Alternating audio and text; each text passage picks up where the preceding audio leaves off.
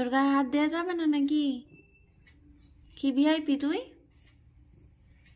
কি VIP? VIP লোক তুই? কতটা ভিআইপি? হ্যাঁ, ঠাস করে চড় মেরে একদম মুন্ডটা দিকে ঘুরিয়ে দেবো। মুখে মুখে কোনো তর্ক হবে না, কোনো তর্ক হবে না। হবে না, হবে না মানে হবে না। আবার আবার কোনো তর্ক হবে না।